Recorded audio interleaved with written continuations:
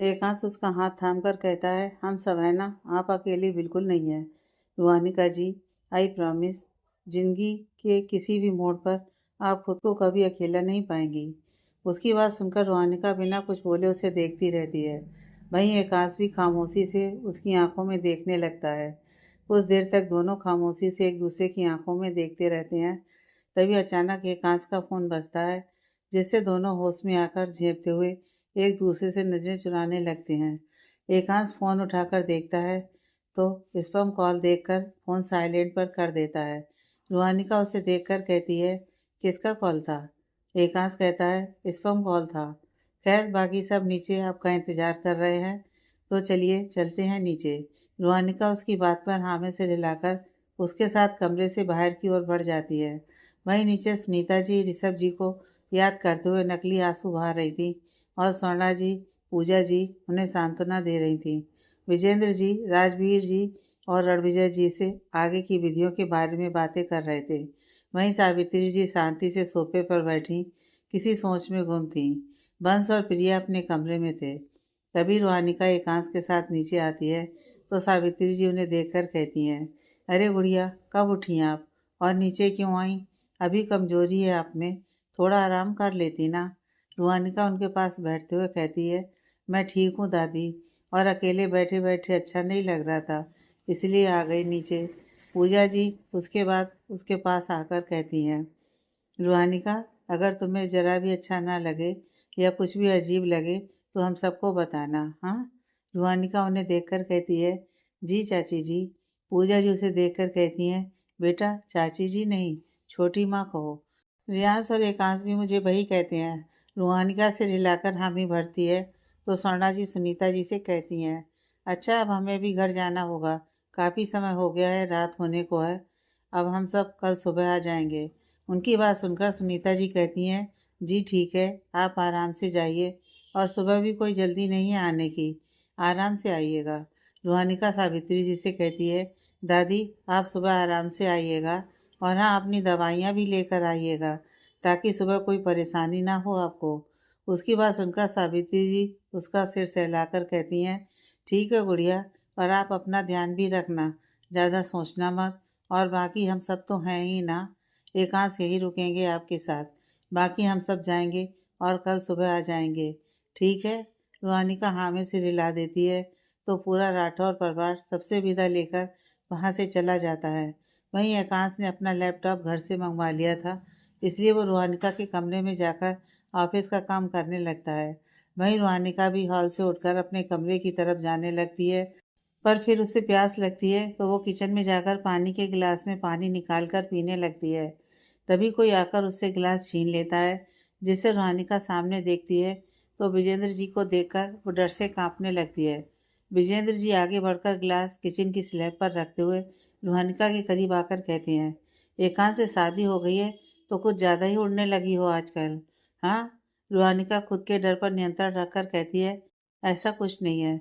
विजेंद्र जी रूहानिका का चेहरा अपने हाथों में भींचकर कहते हैं, अब तो जबान भी चलने लगी है तुम्हारी, जबकि पहले तो मुँह से एक आवाज़ तक नहीं निकलती थी मेरे सामने, पर आजकल कुछ ज़्यादा ही बोलने लगी हो।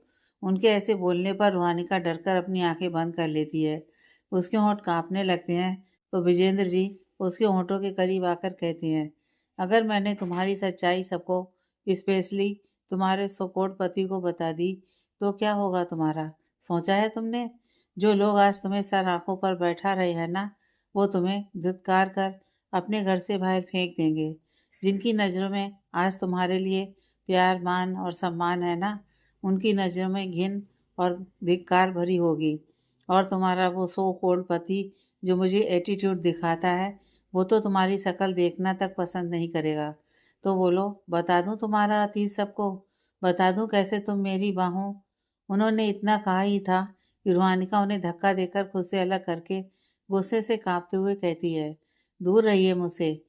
तब मैं मजबूर थी, लेकिन अब नहीं हूँ, क्योंकि तब मुझे पापा को खोने का डर था, आज मुझे किसी के खोने का डर नहीं है। और रही बात मेरे ससुराल वालों को मेरा अतीत बताने की, तो फिक्र मत करिए, जल्दी ही खुद सबको अपना अतीत बताऊंगी और फिर देखती हूँ वो लोग मुझे निकालते हैं या रखते हैं। उनका जो भी फैसला होगा मुझे मंजूर है, क्योंकि मेरे लिए वो इतना कुछ कर रहे हैं, वही बहुत है। हाँ, थोड़ा दर्द ज़रूर होगा, पर एक्सेप्ट कर लूँगी उनका फ़ैसला, क्योंकि वो मेरे अपने हैं और उनका दिया हर दर्द मुझे मंज़ूर है। वैसे भी गलती मेरी है, मुझे उन्हें सब कुछ शादी से पहले ही बता देना चाहिए था। पर फ़िक्र मत करिए, जल्द ही उन्हें बता दूँगी। फिर विजेंद्र जी की आँखों में गुस्से से देखकर, और खबरदार, अब अगर मेरे करीब आने की कोशिश भी की, तो भूल जाऊँगी सारे रिश्ते, नाते और लिहाज़। याद रखिएगा, अब रूहानिका खामोश नहीं रहेगी। इतना कहकर वो वहाँ से जाने लगती है। तभी विजेंद्र जी उसका हाथ पकड़कर उसे अपनी तरफ खींचकर कहते हैं, तुम्हारा यह घमंड तो मैं चूर करके रहूँगा। रूहानिका भी उसी तरह उनकी आंखों में देखकर कहती है, शौक से करिए, मैं भी देखती हूँ घमंड आपका चूर होगा या मेरा। रूहानिका के ऐसे कहने पर विजेंद्र जी गुस्से से उसकी आंखों में देखते हैं। जहाँ कभी डर और घबराहट दिखाई देता था, आज वहाँ आत्मविश्वास और घमंड था। पर किस बात का, और ये आया कब? यही सब सोच रहे थे विजेंद्र जी। तभी एकांश वहां आता है, तो रुआनिका जल्दी से विजेंद्र जी को खुद से दूर करती है।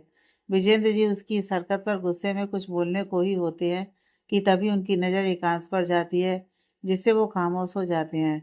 एकांश को देखकर रुआनिका घबरा जाती है, पर फिर खुद को सामान्य करके कहती है, आप यहाँ? एकांश, जो कि रुआनिका को देखने आया था, वो रुआनिका और विजेंद्र जी को ऐसे देखकर कुछ पल सोच में पड़ गया था। वो रुआनिका की आवाज़ सुनकर होश में आता है, फिर खुद को संभाल कर कहता है, हाँ वो आप आई नहीं, तो बस देखने आया था आपको। रुआनिका उसकी बात सुनकर कुछ कहती, उससे पहले ही विजेंद्र जी बेरुखी से कहते हैं, रूही कहीं खो नहीं जाती, जो देखने चले आए अपने ही घर में है, परायों के घर में नहीं। उनकी बात सुनकर एकांश को बुरा लगता है। वही रुहानिका गुस्से से विजेंद्र जी को देखती है। तभी एकांश सहजता से कहता है, आई नो, रुहानिका जी अपने घर में है, कहीं खो नहीं जाएंगी। पर इस अपने घर में कुछ पराये लोग भी रह रहे हैं, जिन पर भरोसा करना थोड़ा मुश्किल है। फिर रुहानिका को देखकर, चलिए चलते हैं कमरे में। रुहानिका उसकी बात सुनकर एकांश के साथ वहां से चली जाती है। वहीं विजेंद्र जी गुस्से में अपना हाथ किचन के स्लैब पर मारते हैं, जिससे उन्हें दर्द का एहसास होता है। पर अभी उन पर गुस्सा हावी था, इसलिए वो उस दर्द को नज़रअंदाज करके कहते हैं, रूही, तुम्हें तो मैं अच्छा सबक सिखाऊंगा, जस्ट वेट एंड वॉच। इतना कहकर वो कुछ सोचकर टेढ़ा मुस्कुरा देते हैं। दूसरी तरफ रुहानिका एकांश के साथ कमरे में आती है, तो एकांश उसे देखकर पूछता है, आप खाना खाएंगी? आपने सुबह से कुछ खाया नहीं है, ले आऊं यहीं आपका खाना? रुहानिका उसकी बात सुनकर बेड पर बैठकर धीरे से कहती है, जी मेरा मन नहीं है खाने का। एकांश उसे कुछ दूधी बनाकर बेड पर बैठते हुए कहता है, खाना नहीं खाने से आपकी सेहत पर असर पड़ेगा, इससे आपकी तबीयत खराब होगी और बाकी लोग भी परेशान होंगे। और जहाँ तक मैं आपको जानता हूँ, आप किसी को परेशान नहीं करना चाहती, तो इसलिए खा लीजिए खाना। उसकी बात सुनकर रुहानिका नजरें उठाकर दो पल उसे देखती है, फिर कहती है, ठीक है। एकांश हल्का सा मुस्कुराकर बेड से उठकर कमरे से बाहर चला जाता है। उसके जाते ही रुहानिका के कानों में विजेंद्र जी की बातें गूंज उठती हैं, और अब तक उसने अपने जो आंसू छिपा रखे थे, वो बह जाते हैं, और वो सिसकियां लेते हुए कहती है, क्या सच में मेरा तीर जानने के बाद आप मुझे छोड़ देंगे? आज तक मुझे सिर्फ पापा को खोने का डर था, और अब तो पूरे परिवार को खोने का डर है, और आपको खोने का डर है। इन चंद दिनों में आप सबने मेरी ज़िंदगी में एक परिवार की कमी पूरी की है। मैं कैसे आप सबको भूल पाऊंगी, अगर आप सबने मुझे छोड़ दिया तो? इतना कहकर वो रो पड़ती है। कुछ समय बाद एकांश किचन से खाना लेकर ऊपर आता है, तो उसकी आहट सुनकर रूहानिका अपने जज्बातों पर काबू पाकर अपने आंसू पोंछकर शांति से बैठ जाती है। एकांश खाने की प्लेट लेकर उसके सामने बैठता है, और रोटी का एक निवाला तोड़कर उसमें कुछ सब्जी लेकर रूहानिका के मुंह की तरफ बढ़ा देता है, जिससे रूहानिका एक नज़र उसे देखकर खामोशी से वो निवाला खा लेती है। ऐसे करके एकांश पूरा खाना रूहानिका को खिला देता है, फिर उसे पानी का गिलास देकर कहता है, अब आप रेस्ट करिए, मैं ये प्लेट रख कर आता हूँ। इतना कहकर वो उठने लगता है। तभी रूहानिका उसका हाथ पकड़ लेती है, जिससे एकांश पीछे मुड़कर सवालिया नज़रों से उसे देखता है। तो रूहानिका उसके चेहरे को देखकर कहती है, आपने भी तो खाना नहीं खाया ना, तो आप नहीं खाएंगे? उसकी बात सुनकर एकांश उसकी आंखों में झांकता है, जहां उसे अपने लिए परवाह दिखती है। यह देखकर उसका दिल खुशी से भर जाता है, और वो झट से कहता है, मैं अभी अपना खाना यहाँ लेकर आता हूँ। उसकी बात सुनकर रूहानिका उसका हाथ छोड़ देती है, जिससे एकांश को कुछ खालीपन सा महसूस होता है। पर फिर वो उसे नज़रअंदाज करके कमरे से बाहर चला जाता है। कुछ समय बाद एकांश अपना खाना कमरे में लेकर आता है, तो रूहानिका को बेड पर बैठे उसका इंतज़ार करते देखकर हल्का सा मुस्कुरा देता है। फिर वो भी बेड पर बैठकर अपना खाना ख़त्म करता है। तब तक रूहानिका खामोशी से बैठी किसी सोच में गुम थी, जिसे एकांश ने भी नोटिस किया। वो समझ गया कि कुछ तो बात है जो रूहानिका सोच रही है, पर अभी उसने कुछ नहीं कहा, क्योंकि वो रूहानिका को थोड़ा समय देना चाहता था इस परिस्थिति से उभरने के लिए। खैर, खाना खत्म करके एकांश अपनी प्लेट रखने नीचे चला जाता है। कुछ देर बाद जब एकांश कमरे में लौटता है, तो उसे रूहानिका बेड पर लेटी दिखती है, जिससे एकांश भी दरवाज़ा बंद करके जाकर उसकी बगल में लेट जाता है। एकांश के लेटते ही रूहानिका अपनी सोच से बाहर आती है और एकांश की तरफ पीठ करके सामने देखने लगती है। वहीं एकांश रूहानिका को कुछ अकेले में समय देने की खातिर खामोश रहता है। कुछ समय बाद एकांश को नींद आ जाती है और वो नींद के आगोश में समा जाता है, जबकि रूहानिका की आंखों में नींद का एक कतरा भी नहीं था। उसके दिमाग में बार बार विजेंद्र जी के कहे शब्द गूंज रहे थे, जिससे एक बार फिर उस पर डिप्रेशन की बीमारी हावी होने लगती है। पूरी रात रूहानिका की डिप्रेशन और एंजाइटी की वजह से आंखों ही आंखों में कट जाती है। वो पूरी रात एकांश की तरफ पीट करके आंसू बहाती रहती है, जिसका एहसास एकांश की गहरी नींद में होने की वजह से नहीं हो पाता। अगली सुबह रूहानिका जल्दी उठकर बाथरूम में जाकर फ्रेश होती है, फिर नीचे किचन में सबके लिए चाय बनाने लगती है। कुछ देर बाद चाय बनाकर वो सबके कमरे में देने जाती है। फिर आखिरी में अपने कमरे में आती है, तो एकांश को सोता देखकर खामोशी से उसका कप बेड की साइड टेबल पर रखकर बालकनी में जाकर झूले में बैठकर सूर्य देवता की छाँव में अपनी आंखें मूंदकर खामोश रहती है। कुछ देर बाद एकांश की आंख खुलती है, तो रूहानिका को बेड पर ना देखकर वो झट से उठकर बाथरूम में चेक करता है, पर वहाँ भी उसे रूहानिका नहीं दिखती। तो वो कमरे से बाहर निकलने को होता है कि तभी उसकी नज़र बालकनी में झूले पर बैठी रूहानिका पर जाती है। उसे देखकर एकांश के दिल को राहत मिलती है। वो आगे बढ़कर बालकनी के दरवाजे से टिककर खामोशी से रूहानिका को देखने लगता है। सूर्य देवता की किरणें सीधे रूहानिका के चेहरे पर पड़ रही थीं, जिसे ठंड के मौसम के कारण हल्की धूप से उसके चेहरे पर सुकून पसरा हुआ था, और उस सुकून के पीछे छिपा दर्द आज एकांश को नहीं दिखा, या शायद वो देख नहीं पाया, क्योंकि अभी एकांश का सिर्फ मन जुड़ा था रूहानिका से, दिल नहीं। और कहते हैं ना, जब हमारा दिल किसी से जुड़ता है, तभी हम उसकी तकलीफ महसूस कर पाते हैं, तभी हम उसके चेहरे की मुस्कुराहट के पीछे का दर्द समझ पाते हैं। और ऐसा अभी एकांश के साथ हुआ नहीं था। हाँ, वो रूहानिका से आकर्षित था, और वो तो हर पति अपनी पत्नी से होता है, पर अभी उसे प्यार नहीं हुआ था रूहानिका से, जिस वजह से वो रूहानिका की तकलीफ़ों से थोड़ा अनजान था, पर पूरा नहीं, क्योंकि कभी-कभी उसे रूहानिका की तकलीफ़ों का अंदाज़ा हो जाता था, पर कभी-कभी वो उसके लिए एक पहेली बनकर रह जाती थी। खैर, देखते हैं कब एकांश रूहानिका को समझ पाता है और कब उसकी पहेली सुलझा पाता है। एकांश काफ़ी देर तक खड़ा रूहानिका को देखता रहता है। तभी रूहानिका को किसी की नज़रों की तपिश का एहसास होता है, जिससे वो आंखें खोलकर सामने देखती है। तो एकांश को देखकर झट से खड़े होकर कहती है, आप कब उठे? एकांश अचानक उसके उठने पर झेंप जाता है, पर फिर खुद को संभाल कर कहता है, बस कुछ देर पहले। फिर बात बदलते हुए, आप यहाँ क्यों बैठी हैं? रूहानिका मुड़कर बालकनी की रेलिंग के पास खड़े होकर सामने देखकर कहती है, बस ऐसे ही।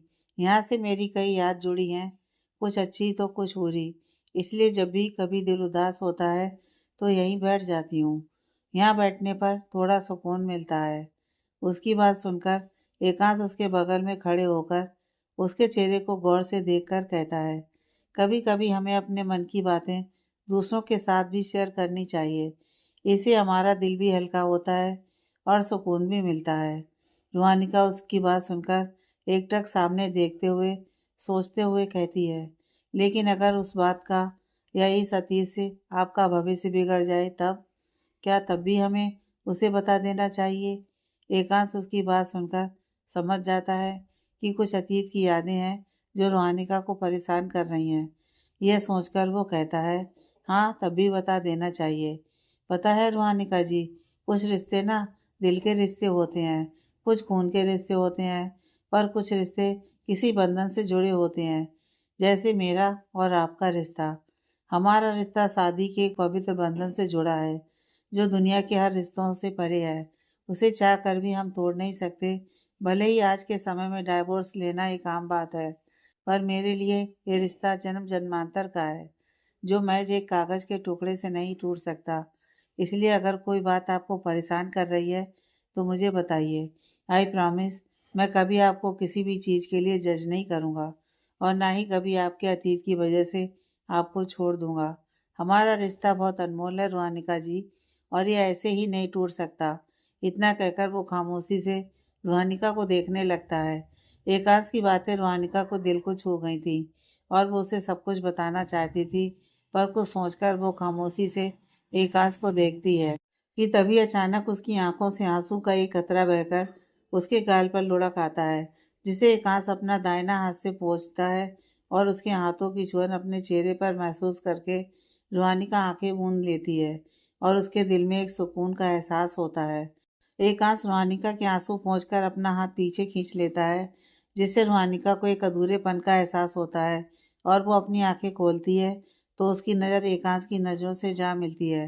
रूहानिका कुछ देर तक यूं एकांश की आंखों में देखती है, फिर मासूमियत से कहती है, अगर मैं आपको अपना अतीत बताऊंगी तो आप मुझे छोड़ेंगे तो नहीं ना? एकांश उसकी आंखों में देखकर कहता है, नहीं छोड़ूंगा, आई प्रॉमिस।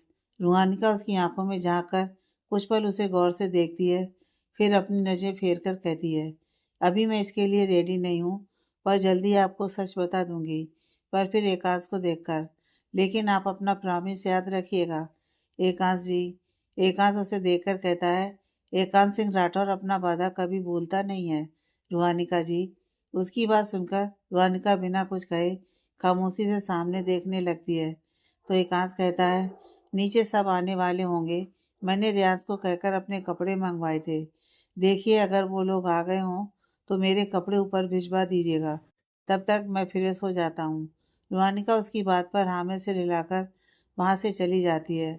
उसके जाते एकांत सामने देखकर खुद से कहता है, आई होप रूहानिका जी, आप खुद को मेरे साथ कंफर्टेबल करके जल्दी मुझे अपना अतीत बता दें।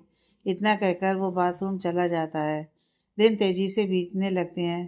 धीरे धीरे करके 13वीं का दिन भी आ जाता है और सारी विधियां करके रूहानिका एकांश के साथ राठौर मेंशन चली जाती है। इन 13 दिनों में रूहानिका का सामना विजेंद्र जी से एकदम ना के बराबर हुआ था, क्योंकि वो एक बार फिर अपने अतीत के भंवर में खो चुकी थी। उसके दिमाग में हर वक्त विजेंद्र जी की कई बातें गूंजती रहती थीं, साथ ही ऋषभ जी की याद भी सताती थी, जिससे उसे ना तो खाने की सुध रहती और ना ही किसी से बात करने की। सब उसके इस व्यवहार से काफ़ी परेशान हो चुके थे। सब चाहते थे कि रूहानिका पहले जैसी हो जाए। उन्हें लग रहा था कि शायद रूहानिका की खामोशी का कारण ऋषभ जी का अचानक चले जाना है, पर रूहानिका की खामोशी का कारण तो उसका अतीत था। साथ ही ऋषभ जी का अचानक चले जाना भी उसे अंदर तक तोड़ गया था। वो रात में एकांश के सोने के बाद बालकनी में बैठकर बिना आवाज़ के घंटों रोया करती। उसकी आंखों के नींद का नामो निशान तक नहीं था। 13 दिनों से वो सोई नहीं थी, जिससे उसकी आंखों के नीचे काले घेरे आ चुके थे। वो पूरा दिन अपने आप को कमरे में बंद रखती। उसके इस बर्ताव से एकांश को उसकी हेल्थ की फिक्र सताने लगी थी और उसने कई बार इस बारे में रूहानिका से बात भी करने की कोशिश भी की, पर रूहानिका तो शायद अब कहीं खो चुकी थी। 13 दिन बाद अब रूहानिका को लेकर वापस राठौर मेंशन आते हैं, यह सोचकर कि शायद यहाँ आकर रूहानिका पहले जैसी हो जाए। इसलिए रियाज, शिवांश और नित्या हर वक्त रूहानिका के साथ रहते, उसे हंसाने की कोशिश करते। वहीं स्वर्णा जी और पूजा जी उससे बातें करके उसका ध्यान बांटने की कोशिश करते। एकांश ऑफिस से जल्दी आकर रोज कुछ न कुछ बनाकर रूहानिका को खिलाता था, क्योंकि रूहानिका की अभी पहली रसोई की रस्म नहीं हुई थी, इसलिए रूहानिका को अभी किचन में जाना अलाउड नहीं था। तो एकांश ही रूहानिका के लिए कुछ न कुछ बनाता था, ताकि रूहानिका खुश रहे और उससे बातें करे। राजवीर जी और रणविजय जी भी रूहानिका से बातें करते उसे खुश रखने की कोशिश करते। सावित्री जी भी रूहानिका से बातें करती, पर इन सब का कोई असर नहीं दिख रहा था रूहानिका पर। ऐसे ही 1 महीना बीत जाता है। 1 महीना हो चुका था एकांश और रूहानिका की शादी को, पर रूहानिका का हाल बिल्कुल वैसा ही था, जो देखकर सब बेहद परेशान थे। 1 महीने बाद सावित्री जी सबके साथ डाइनिंग हॉल में बैठकर नाश्ता कर रही थीं। तभी उन्होंने अपनी नज़रें उठाकर रूहानिका को देखा, जो खामोशी से एकांश के बगल में बैठी अपनी प्लेट में चम्मच घुमा रही थी। वहीं एकांश अपना नाश्ता करते हुए रूहानिका को देख रहा था। रूहानिका को ऐसे देखकर सावित्री जी कुछ सोचकर अपनी कठोर आवाज में कहती हैं, हमने सोचा है कि कल रूहानिका बहू की मुंह दिखाई की रस्म होगी और साथ ही चूल्हा पूजा की रस्म भी होगी। उसके बाद अगले दिन हम सब अपने कुल देवता के मंदिर के लिए निकलेंगे और कुछ दिन अपने गांव में बिताएंगे, क्योंकि जीजी इनकी शादी में आ नहीं पाई थी, इसलिए उन्होंने हम सबको निमंत्रण दिया है वहां आने का। उनकी बात सुनकर सब खामोशी से एक दूसरे की शक्ल देखते हैं, फिर रोनिका को देखते हैं, जो खामोशी से उनकी बात सुनकर बैठी थी। फिर राजवीर जी कहते हैं, बिल्कुल सही सोचा है माँ आपने। ऐसे भी ये रस्में भी ज़रूरी हैं, और फिर बड़ी माँ ने बुलाया है तो जाना तो पड़ेगा ही। इसी बहाने हम सब इतने सालों बाद गांव भी घूम लेंगे, क्यों है ना रणविजय? रणविजय जी राजवीर जी के साथ सहमत होकर कहते हैं, जी भैया। और फिर रोहानिका भी हमारी पुश्तैनी हवेली देख लेगी और बाकी सबसे मिल भी लेगी। पूजा जी उत्साहित होकर कहती हैं, कितना मज़ा आएगा, कितने सालों बाद हम वहाँ जा रहे हैं। रियांश भी उत्सुकता से कहता है, हाँ छोटी माँ, लास्ट टाइम तो हम तब गए थे जब मैं बच्चा था, फिर पढ़ाई लिखाई में व्यस्त होने के बाद समय ही नहीं मिला। अब जाएंगे तो खूब मज़े करेंगे। शिवांश भी रियांश की बात पर सहमति जताता है, तो नित्या मुंह बनाकर कहती है, पर मम्मा, मैं ना वहाँ कोई सूट वगैरह नहीं पहनने वाली। मैं जैसे यहाँ रहती हूँ वैसे ही वहाँ रहूँगी। पूजा जी उसे देखकर कहती हैं, हाँ ठीक है, वैसे भी तुम्हें सूट पहनने को कह ही कौन रहा है। भले ही वो गाँव है, पर वहाँ पर सूट पहनना ज़रूरी नहीं है। उनकी बात सुनकर नित्या खुश हो जाती है। फिर सब मिलकर कहाँ कहाँ घूमना है और क्या क्या करेंगे, इसकी प्लानिंग करने लगते हैं। पर रूहानिका इन सब में खामोशी रहती है। तो सावित्री जी नर्म आवाज़ में रूहानिका से कहती हैं, गुड़िया आप बताइए, आप सहमत तो है ना हमारे फैसले से? सावित्री जी की बात सुनकर सबकी नज़र रूहानिका पर टिक जाती हैं। वहीं रूहानिका अचानक उनके ऐसा पूछने पर चौंक जाती है, पर फिर खुद को संभाल कर कहती है, जी मैं सहमत हूँ, जैसा आपको ठीक लगे वैसा करिए। उसकी बात सुनकर सब फिर से आपस में बातें करने लगते हैं और उससे भी कई सारी बातें करते हैं, जिनमें रूहानिका सिर्फ हाँ या ना में जवाब देती है। रूहानिका को ऐसे देखकर एकांश मन ही मन कहता है, काश रूहानिका जी बाहर जाकर आपका थोड़ा मन बहल जाए और आप पहले जैसी हो जाएं। आई नो यह मुश्किल है, पर आपको हमारे लिए एक कोशिश तो करनी होगी। इतना कहकर वो रूहानिका को एक नज़र देखकर अपना ब्रेकफास्ट करने लगता है। ब्रेकफास्ट करने के बाद एकांश अपने कमरे में चला जाता है ऑफिस का बैग लेने। तभी रूहानिका कमरे में आती है। उसे देखकर एकांश अपना बैग लेकर उसके पास जाकर हल्का सा मुस्कुराकर कहता है, मैं ऑफिस जा रहा हूँ रूहानिका जी, आप अपना ख्याल रखिएगा और टाइम पर खाना खाकर थोड़ा रेस्ट कर लीजिएगा। उसकी बात सुनकर रूहानिका उसे देखकर कहती है, जी आप भी टाइम पर लंच कर लीजिएगा, बाय। एकांश भी उसे बाय कहकर वहाँ से चला जाता है। वहीं रूहानिका बालकनी में जाकर झूले पर बैठकर किसी सोच में डूब जाती है। सारे जेंट्स ऑफिस चले जाते हैं। वहीं वानर सेना आज कॉलेज से छुट्टी कर लेती है और रियांश भी आज ऑफिस नहीं जाता। पूरा दिन मुंह दिखाई की रस्म की तैयारियों में निकल जाता है। सब लोग रूहानिका को नीचे हाल में बैठाकर अगले दिन के बारे में सब कुछ फाइनल करने लगते हैं। इन सब में शाम हो जाती है।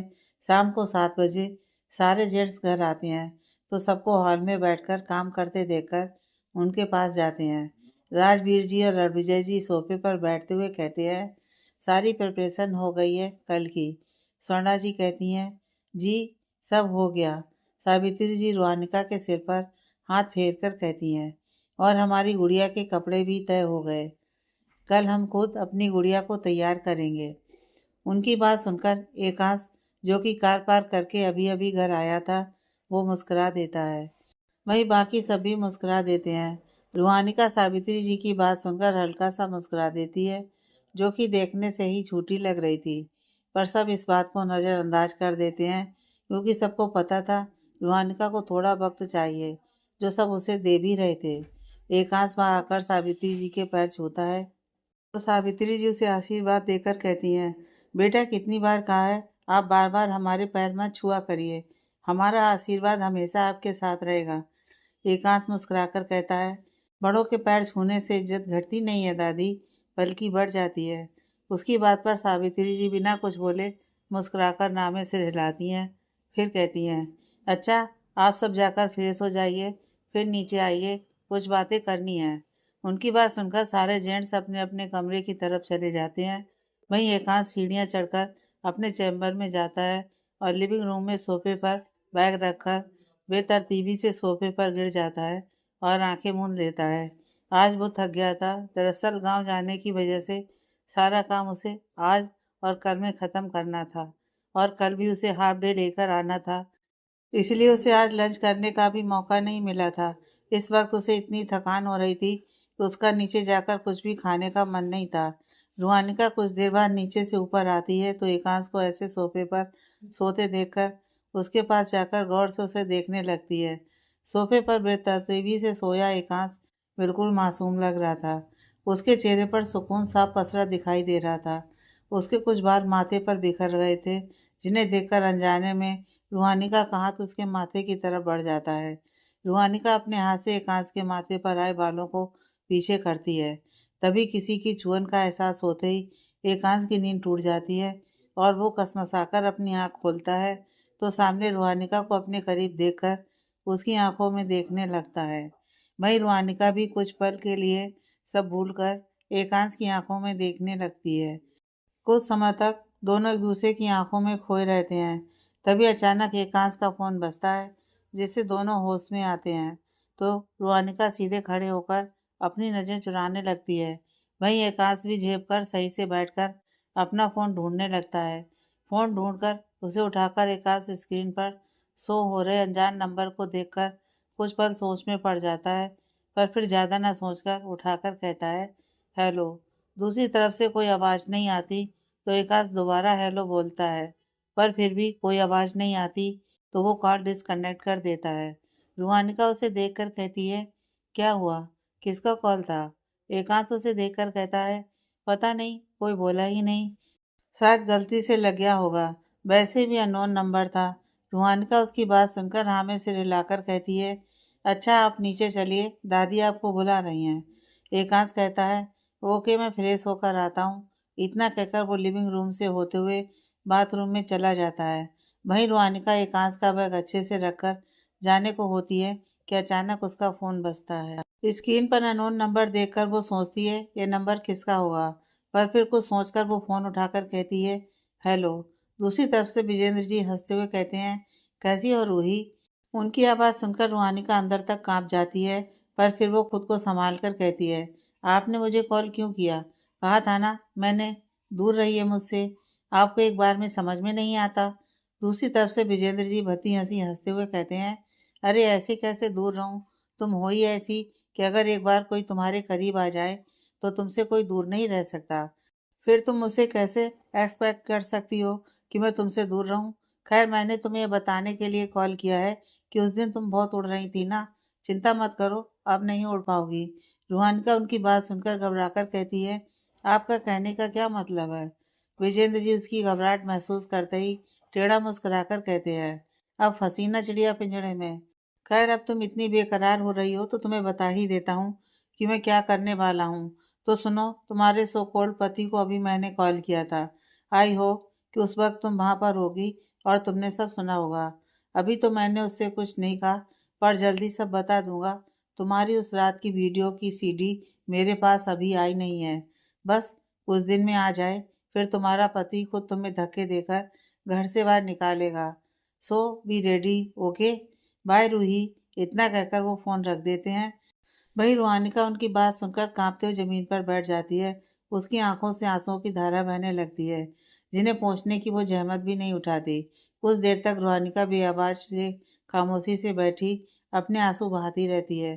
तभी उसे बाथरूम का डोर खुलने की आहट होती है, जिससे वो झट से अपने आंसू पोंछकर अपना हुलिया सुधार कर उठकर एकांश की तरफ पीठ करके खुद को संभाल कर कहती है, आप आइए नीचे, मैं चलती हूँ। इतना कहकर वो बिना एकांश की बात सुने वहाँ से चली जाती है। भाई एकांश उसे अचानक ऐसे जाते देख सोच में पड़ जाता है, पर फिर बाद में बात करने का सोचकर उसके पीछे चल देता है। नीचे सावित्री जी एकांश, राजवीर जी और रणविजय जी से कल की रस्म और गांव जाने की बात पर कुछ बातें करने लगती हैं। कुछ देर बाद खाना खाने का समय हो जाता है तो सब मिलकर खाना खाते हैं, जिसमें रियान, शिवांश और नित्या हमेशा की तरह हंसी मजाक कर रहे थे और बाकी सब उनके मजाक पर कभी हंसते तो कभी सिर्फ मुस्कुराकर रह जाते। पर इन सब में रूहानिका एकदम खामोश रहती है। उसके गले से निवाला तक नहीं उतर रहा था, इसलिए वो थोड़ा सा खाकर सावित्री जी से कहती है, दादी मेरा खाना हो गया और मुझे थोड़ा सिर दर्द हो रहा है, तो मैं रेस्ट कर लूँ जाकर। सावित्री जी उसकी बात सुनकर परेशानी से कहती हैं, ज़्यादा दर्द है क्या गुड़िया? डॉक्टर को कॉल करे क्या?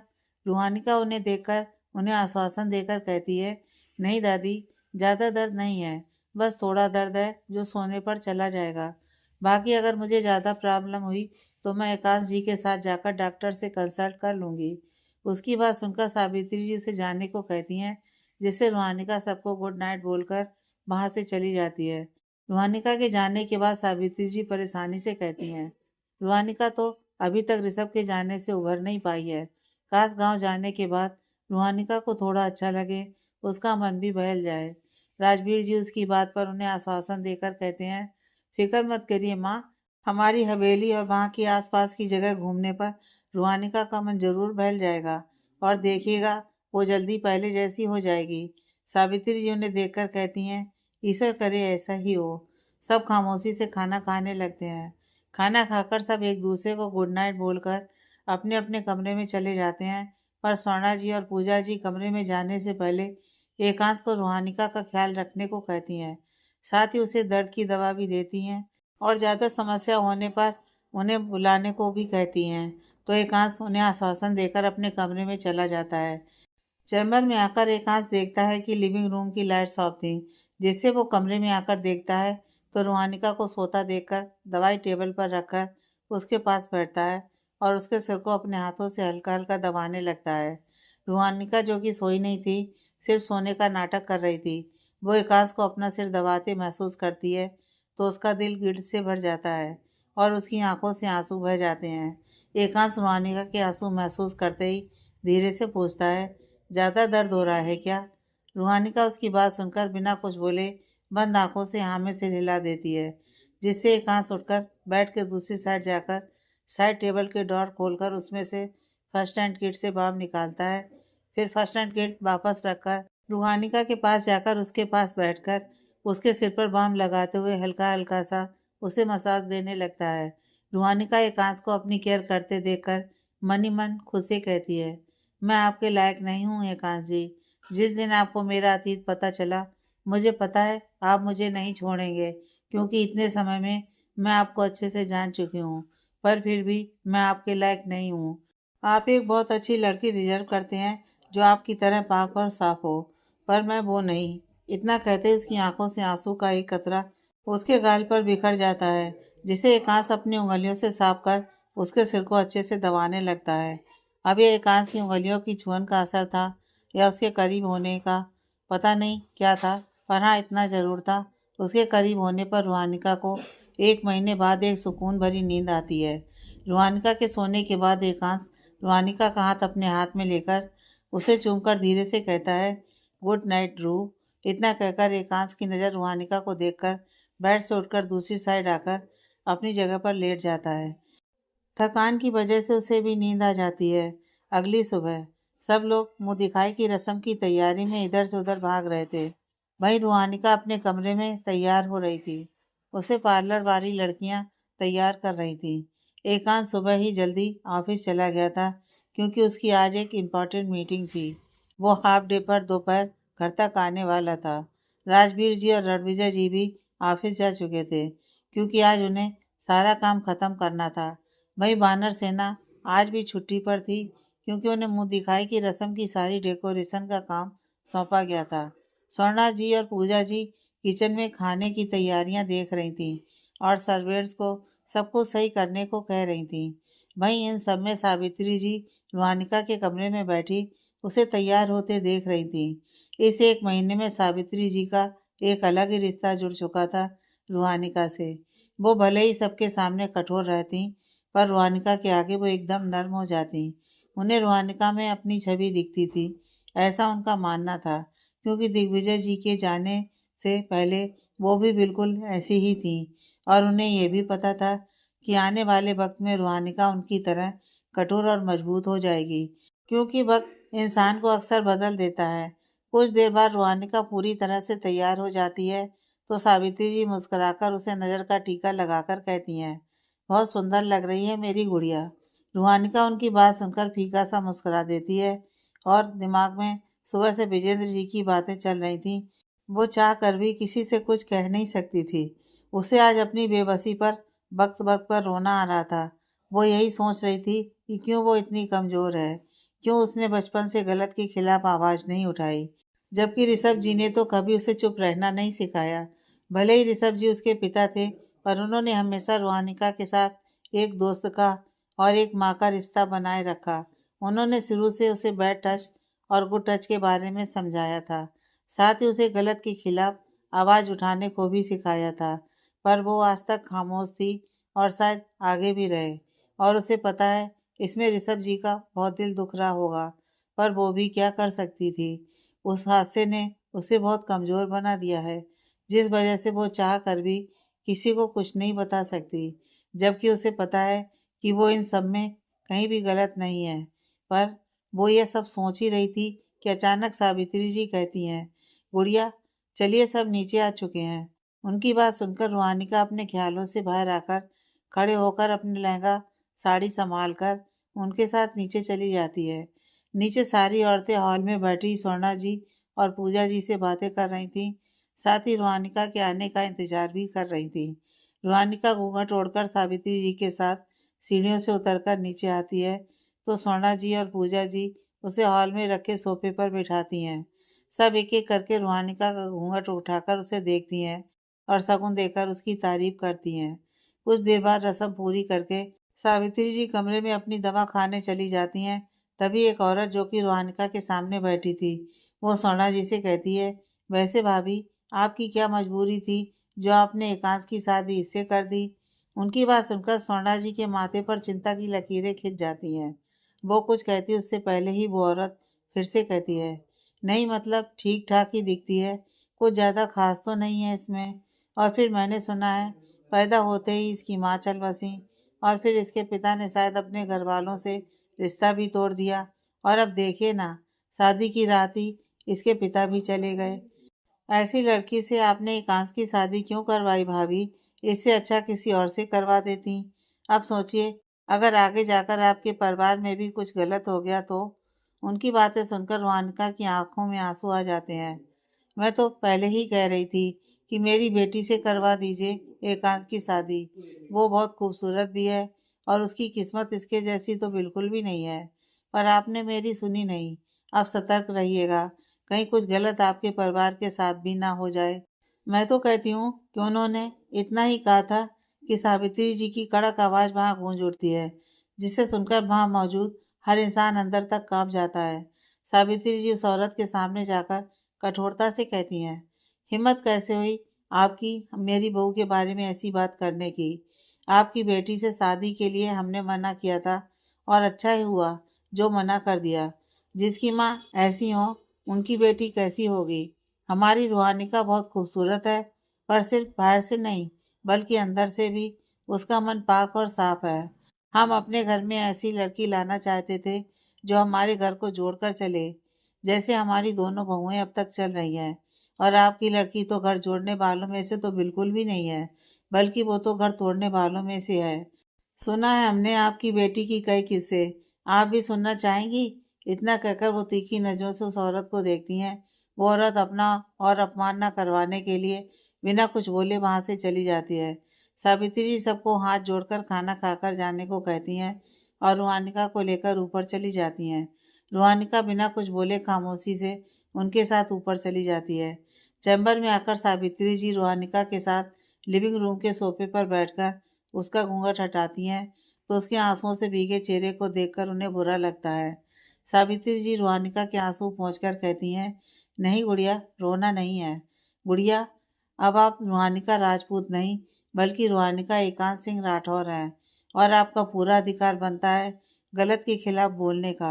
अगर कोई आपको कुछ गलत कहे जिसमें आपकी गलती ना हो तो खामोश मत रहिए। इससे उन्हें लगेगा कि वो सही हैं और आप गलत। इसलिए अपने लिए बोलना सीखिए। राठौर खानदान की बहुएं शांत नहीं रहती। उन्हें हमने शुरू से गलत के खिलाफ आवाज़ उठाना सिखाया है और आज आपको भी सिखा रहे हैं। इसलिए अब से अगर कोई आपको कुछ गलत कहे तो खामोश मत रहिएगा, बल्कि उसके सामने खड़े होकर उसे जवाब देकर उसका सामना कीजिएगा।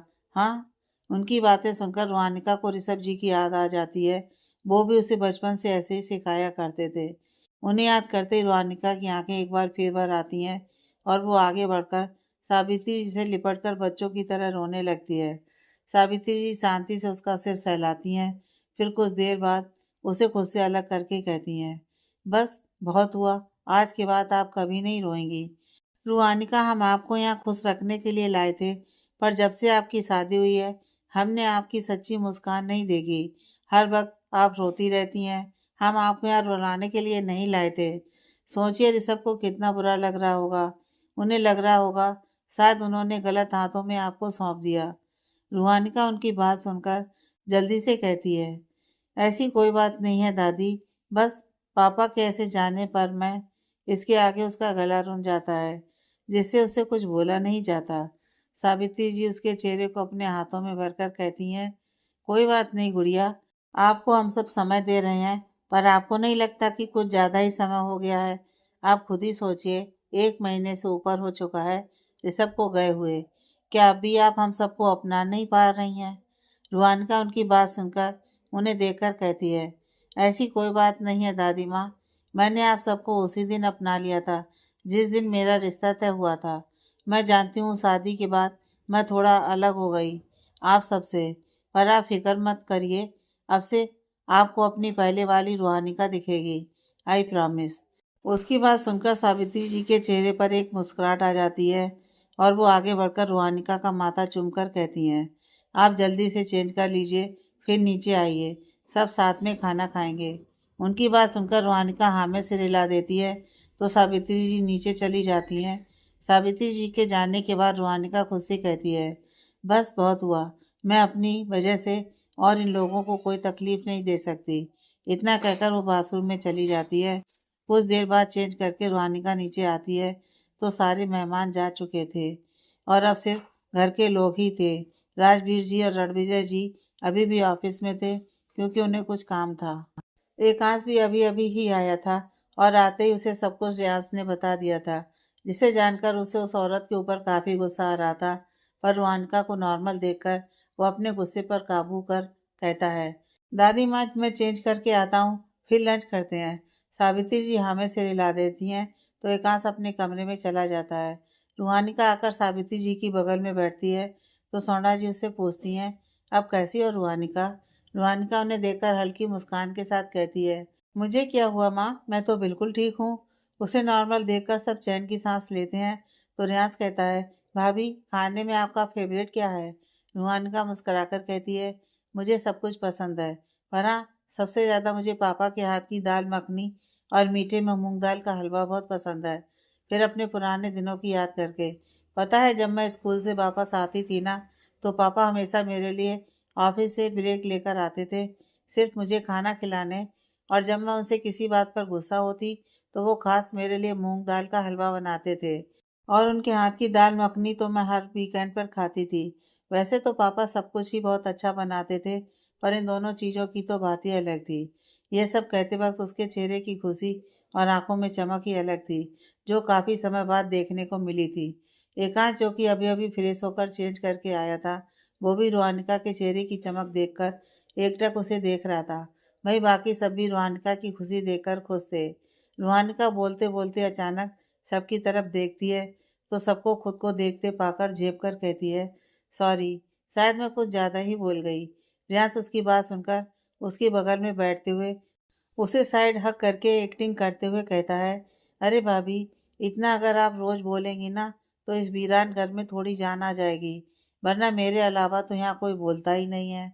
उसकी एक्टिंग देखकर रूहानिका हंस पड़ती है। वो रियाज, शिवांश और नित्या के साथ कंफर्टेबल हो चुकी थी, इसलिए उसे रियाज के ऐसे साइड हग करने से कोई प्रॉब्लम नहीं होती। पर शायद किसी और को इससे बहुत प्रॉब्लम हो रही थी, और वो था, अरे और कौन, हम सबके फेवरेट एकांश जी।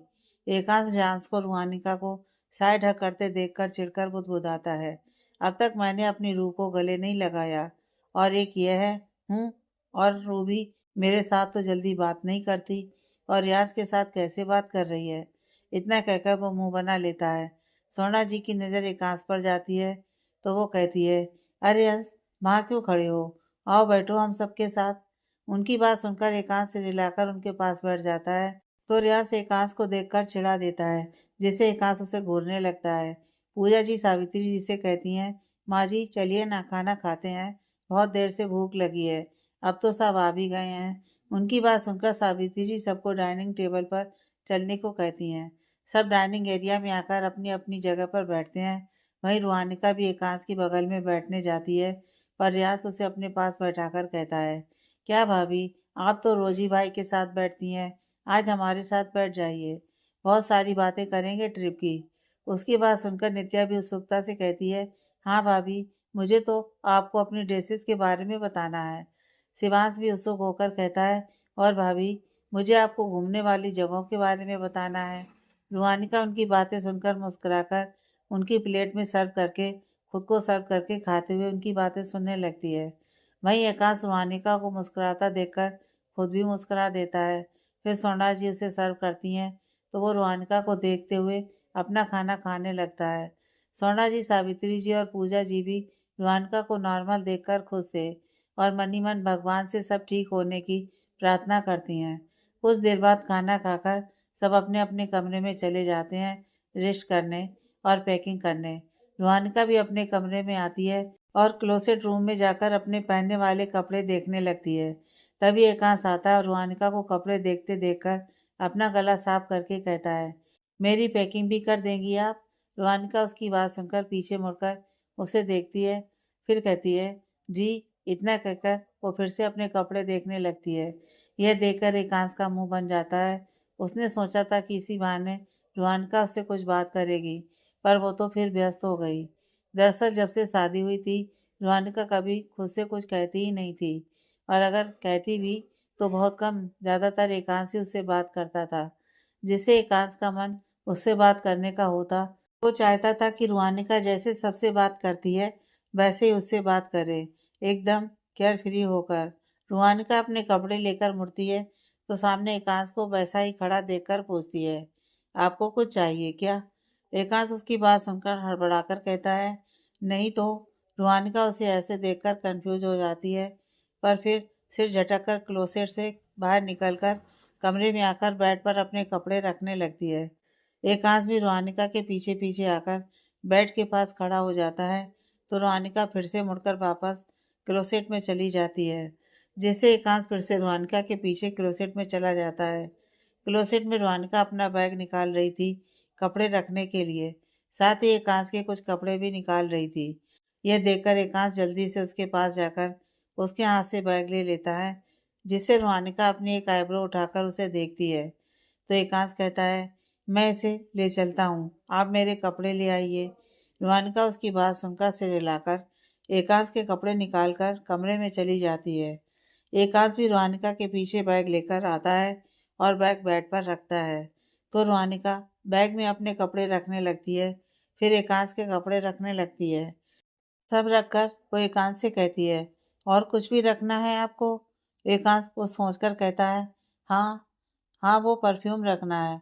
रूहानिका उसकी बात सुनकर उसे परफ्यूम देने को कहती है तो एकांश उसे परफ्यूम दे देता है, जिसे रूहानिका बैग में रख देती है। एकांश रूहानिका से पूछता है, आपको और कुछ नहीं रखना? रूहानिका नामे से हिलाती है तो एकांश उसे देखकर कहता है, मैंने तो सुना था कि लड़कियों को एक बैग भी कम पड़ जाता है, आई मीन उनका बहुत सा सामान होता है, बट आपने तो सिर्फ कुछ कपड़े ही रखे हैं।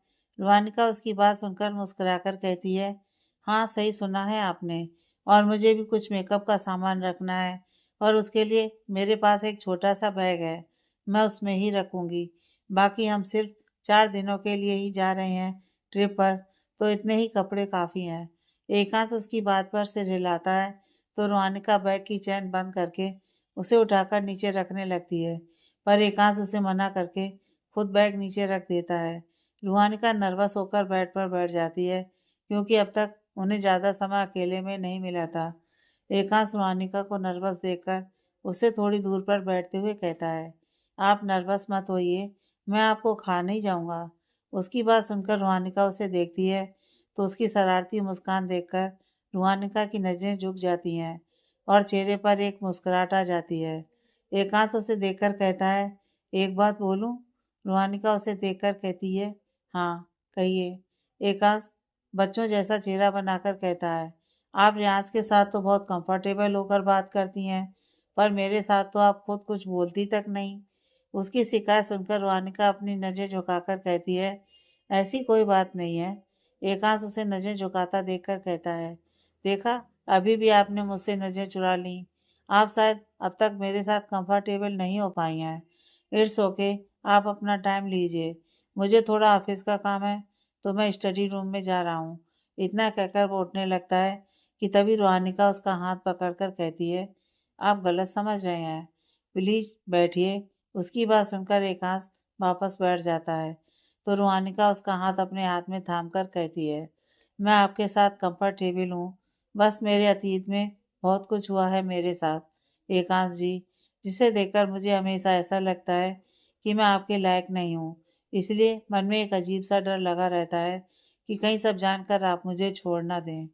मैंने अपनी ज़िंदगी में बहुत कुछ खोया है, पर अब आपको और इस परिवार को मैं नहीं खो सकती एकांश जी, नहीं खो सकती। इतना कहकर उसके हाथ पर अपना माथा टिकाकर रो पड़ती है। एकांश का दिल उसे ऐसे देखने पर तड़प उठता है। फिर वो झिझकते हुए रोहानिका को उठाता है तो रोहानिका भरी आंखों से उसे देखती है। जैसे एकांश उसकी आंखों में देखते आगे बढ़कर उसे अपने सीने से लगा लेता है। आज पहली बार एकांश ने रोहानिका को अपने गले लगाया था। यह उनका पहला हक था। रुहानिका एकांश के गले लगाने पर ठिठक जाती है। उसके दिमाग में एक बार फिर अतीत की यादें ताज़ा हो जाती हैं, जिससे वो कांपने लगती है। रुहानिका की कंपन महसूस करके एकांश उससे अलग होता है तो रुहानिका उससे दूर होकर नजर चुराकर कहती है, मुझे कुछ समय चाहिए। उसकी बात सुनकर एकांश उसका चेहरा अपने हाथों में भरकर कहता है, क्या आपको मेरा छूना बुरा लगा? मैं अभी आगे नहीं बढ़ रहा था क्योंकि मुझे पता है आपको समय चाहिए। क्या आपको मेरे गले लगाने पर अनकंफर्टेबल महसूस हुआ? रोहानिका उसकी बात सुनकर उसे देखकर कहती है, नहीं, मुझे आपके गले लगाने पर अनकंफर्टेबल महसूस नहीं हुआ, पर अतीत की कुछ यादें ताज़ा हो गईं। आपका साथ मुझे कभी अनकंफर्टेबल महसूस नहीं करवा सकता। सच्ची? एकांश उसे देखकर पूछता है, ऐसा क्या हुआ था आपके साथ? मतलब अगर आप कंफर्टेबल हैं बताने में तो बता सकती हैं। रोहानिका उसकी बात सुनकर एक गहरी सांस लेकर कहती है, जिसकी आप शायद कल्पना भी नहीं कर सकते, पर मैं जल्दी आपको सब बता दूंगी। अभी मुझे थोड़ा समय दे दीजिए प्लीज। एकांश उसकी बात सुनकर उसके हाथ पर अपनी पकड़ मजबूत करके कहता है, it's okay, take your time. उसकी बात सुनकर रोहानिका उसे देखकर कहती है, थैंक यू, आप हमेशा मुझे समझते हैं। आई नो, मैं बहुत टाइम ले रही हूँ और इससे आपको कई बार खींच भी होती होगी, पर मेरे लिए आगे बढ़ना थोड़ा मुश्किल है। आप फिक्र मत करिए, जल्दी ही मैं आपको सब कुछ बता दूंगी। एकांश हल्का सा मुस्कुराकर कहता है, मुझे उस दिन का इंतजार रहेगा और प्लीज आप खुद को गिल्ट में मत डालिए। आई नो, कभी कभी कुछ दर्द ऐसे होते हैं जिनसे निकलना काफी मुश्किल होता है। So take your time. पर आप मेरे साथ भी वैसे ही केयर फ्री रहा करिए जैसे रियांश और बाकी सबके साथ रहती हैं। रुहानिका उसकी बात पर मुस्कुराकर कहती है, ओके। रियांश कहता है, अच्छा चलिए ना, कुछ देर बालकनी में बैठते हैं, अगर आपका मन हो तो। रुहानिका उसकी बात सुनकर उसके हाथ पर अपनी पकड़ कसते हुए उठकर कहती है, हक से कहा करिए अपनी बातें, आपका पूरा हक है मुझ पर। उसकी बात सुनकर एकांश मुस्कुराकर प्यार से उसे देखता है, फिर उठकर उसके साथ बालकनी में चला जाता है। बालकनी में आकर एकांश और रुहानिका झूले पर बैठते हैं। दोनों खामोश रहते हैं तो इस बार रुहानिका पहल करते हुए कहती है, आपकी हॉबी क्या है? एकांश उसकी बात सुनकर खुशी से उसे देखता है, यह सोचकर कि आज पहली बार रुहानिका ने खुद पहल की उससे बात करने की। एकांश खुशी से कहता है, मुझे किताबें पढ़ना बहुत पसंद है और अपने परिवार के साथ समय बिताना।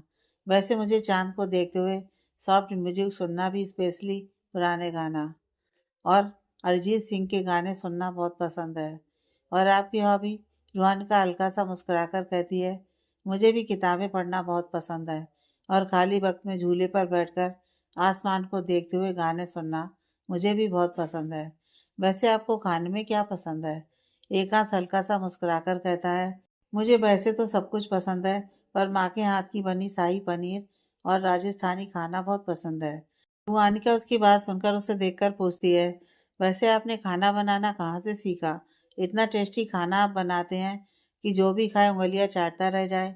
एकांश मुस्कुराकर कहता है, मुझे सब कुछ बनाना नहीं आता, वो तो बस कुछ चीज़ें आती हैं जो मैंने स्पेशली छोटी और रियांश के लिए सीखी थी। एक्चुअली में उन्हें खाना खाना बहुत पसंद है।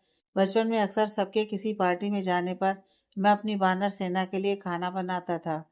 वैसे सर्वेंट थे, बट मैं खुद अपनी छोटी के लिए बनाता था, क्योंकि उसे मेरे हाथ का खाना बहुत पसंद है। माँ को देखकर मैंने थोड़ा बहुत सीखा था और बाकी खाना बनाने वाली मैगज़ीन से सीखा। और पता है, वो मैगज़ीन भी मुझे छोटी ने दी थी। उसकी बात सुनकर रुहानिका के दिल में उसके लिए रिस्पेक्ट और भी बढ़ जाती है और वो प्यार से एकटक एकांश को देखने लगती है। वहीं एकांश इन सब से अनजान रुहानिका को अपने बचपन के कई किस्से सुनाता है और उन्हें याद करके हंसता है, जिससे रुहानिका भी उन्हें सुनते हुए हंसने लगती है। रुहानिका को हंसते देखकर एकांश प्यार से उसे देखकर मन ही मन कहता है, आपकी हंसी यूं ही बनाए रखूंगा मैं हमेशा। इतना कहकर वो रुहानिका को प्यार से देखने लगता है। आगे की कहानी नेक्स्ट पार्ट में।